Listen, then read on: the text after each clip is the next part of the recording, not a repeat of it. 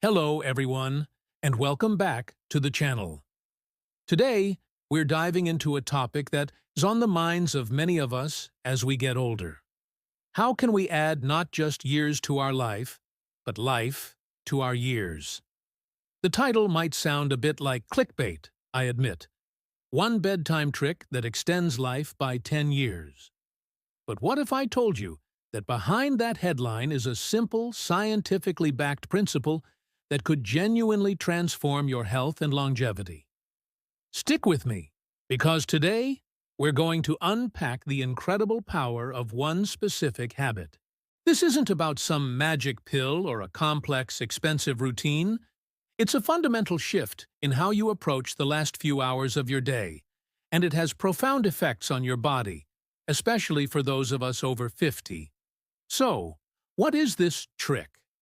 It's simply this: creating a significant, consistent gap between your last meal of the day and when you go to sleep. Specifically, we're talking about finishing your dinner at least 3 to 4 hours before your head hits the pillow. Now, you might be thinking, that's it? I've heard about not eating before bed.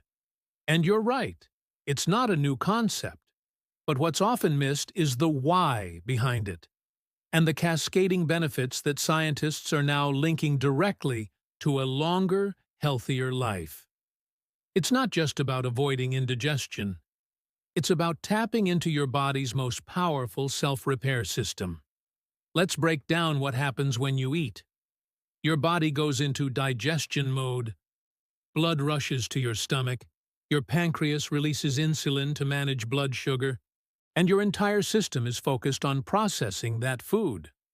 This is an active, energy-intensive process. If you go to sleep right after eating, your body is trying to do two things at once: digest a meal and perform its nightly cellular cleanup and repair. The result? It does neither job well. Think of it like trying to run a detailed software update on your computer while you're also trying to stream a high-definition movie. The system gets overloaded, things slow down, and neither task is completed efficiently. When you sleep with a full stomach, your digestion is sluggish, leading to issues like acid reflux and poor nutrient absorption. More importantly, your body's critical repair processes are short-changed, and this is where the real magic for longevity begins. The process I'm talking about is called autophagy. It's a big word, but the concept is simple. Autophagy is your body's cellular recycling program. When you're in a fasted state, meaning you haven't eaten for a while, your cells start to clean house. They identify old, damaged, or dysfunctional components, and either repair them or break them down for energy. This is crucial for preventing age-related diseases. Autophagy helps clear out the cellular gunk that can lead to problems down the line. It's like having a dedicated cleaning crew that comes in every night to tidy up, fix what's broken, and take out the trash. But this crew only shows up when the kitchen, your digestive system, is closed. By finishing your dinner early, you give your body a longer window to enter this state of autophagy while you sleep. That 3 to 4 hour gap is your golden ticket. It allows your body to finish the primary work of digestion and pivot to the vital work of repair and rejuvenation. Over time, this consistent cellular maintenance can have a massive impact. We're talking about reducing inflammation, improving insulin sensitivity, and supporting brain health, all key factors in living a long and vibrant life. Let's talk about another huge benefit: hormonal balance. Two key hormones are at play here: insulin and human growth hormone, or HGH. When you eat, especially carbs, your insulin levels rise. High insulin levels at night are problematic because they block the release of HGH. Why is HGH important, especially after 50? It's often called the fountain of youth hormone. It plays a critical role in maintaining muscle mass, bone density, and overall tissue repair. As we age, our natural production of HGH declines. But by going to bed in a fasted state, you keep your insulin low, allowing for a natural, powerful surge of HGH during the deep stages of sleep. You are literally maximizing your body's own anti-aging toolkit, simply by timing your last meal correctly. So instead of working against your hormones, you're creating the perfect environment for them to work for you. And of course, we can't ignore the most immediate benefit: better sleep quality. Have you ever eaten a late, heavy meal and then tossed and turned all night? That's your body working overtime. Your core body temperature stays elevated to fuel digestion, which prevents you from entering the deep restorative stages of sleep. Deep sleep is when the brain flushes out toxins, consolidates memories, and recharges for the next day. When you constantly disrupt it, you wake up feeling groggy, your focus is shot, and your mood can take a nosedive. Over the long term, poor sleep is linked to a host of health issues. By eating early, you allow your body to cool down and relax, paving the way for a night of truly deep and uninterrupted rest. You'll not only feel better the next day, but you'll also be supporting your long-term health with every restful night. So, how do you actually put this into practice? I know life gets in the way. You work late, you have family commitments. The idea of eating dinner at 6 p.m. might seem impossible. The key is to start small and be realistic. First, don't try to go from eating at 9 p.m. to 6 p.m. overnight.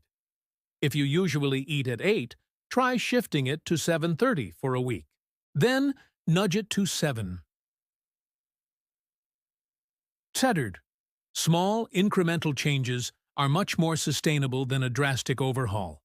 Second, plan your meals. If you know what you're having for dinner, you're less likely to scramble and end up eating late.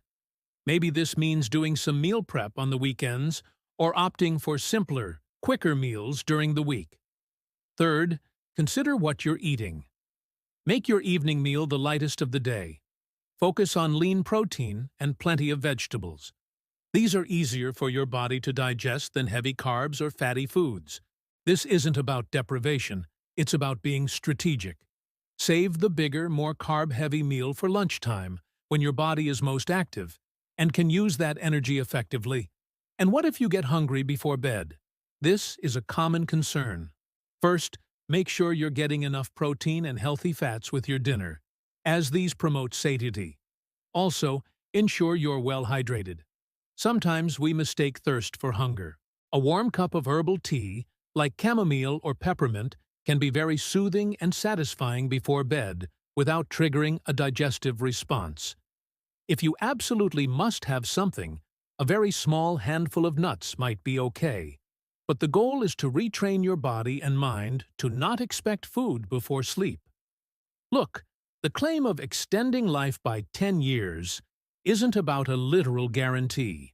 It's about illustrating the profound impact that a collection of positive health outcomes can have on your lifespan and, more importantly, your health span, the number of years you live in good health.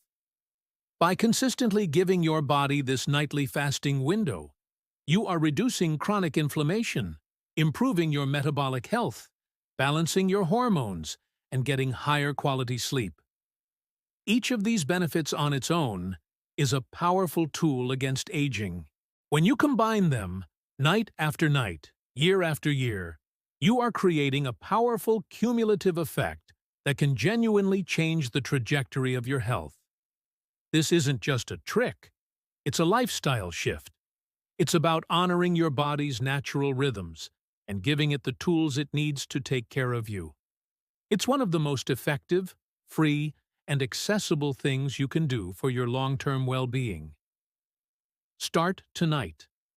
Notice how you feel tomorrow morning. You might just be surprised by the difference. Thank you so much for watching.